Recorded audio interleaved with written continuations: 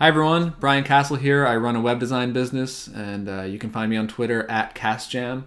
And this is a video for Freelance Switch. So today I'm talking about email productivity hacks for freelancers.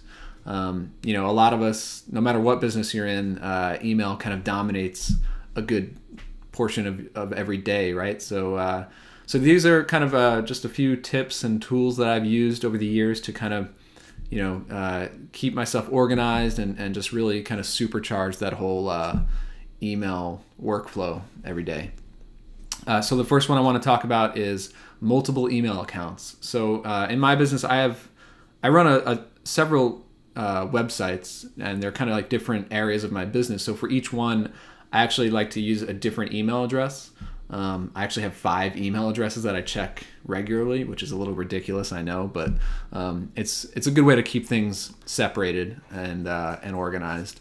So in Gmail, if you're actually logged in, Google has added the ability. This was about a year ago. They added the ability to actually be signed in to all of your multiple Gmail accounts all at the same time.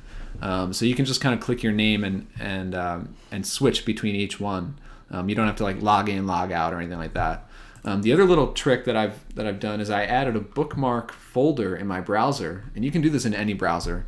I just called it Mail, and in there I list my 5 email addresses so that I can kind of quickly jump between any email.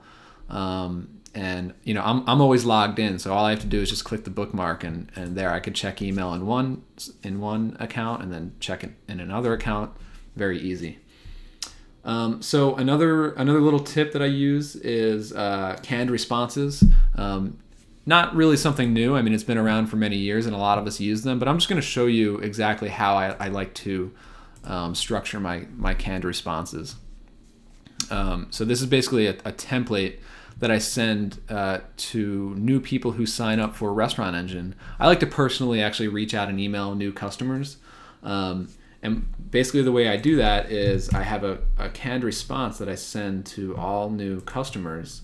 And the one tip that I really want to share here is that there are 2 areas of the email that I really like to personalize and make sure that I'm speaking directly to them. And that's, you know, hi, name.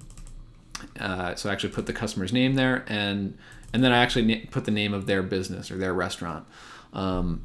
What I've done is I actually, you know, highlighted these, put them in all caps, just make them really big and bold so that I know every time I put together one of these emails, I always remember to personalize it and in these 2 spots. You know, because it would be really bad if I sent somebody an email and call out like the name of a different customer. I mean, that would be pretty embarrassing. So that little highlight trick really helps me there. Another one, labels in Gmail. Is another feature that, you know, a lot of us use every day, but one way that I use it is for emails that they come in and I want them to reach my inbox, but I don't actually want to you know, read them every day. So for example, notifications when a new person has signed up to my MailChimp list. That's something that I want to actually see. Okay, today this many people signed up for the list. So what I've done is I've actually set up a filter in Gmail so that when those notifications come in, it automatically marks it as read, and it assigns it the label MailChimp subscriber. So I can just quickly see like, okay, these things came in, and I don't actually have to go in and mark it as read. Another great one is a service called follow-up.cc. So this is their website.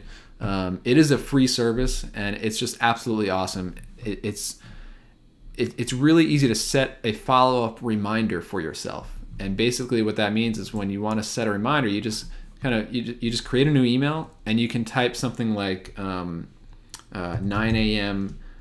at follow-up.cc,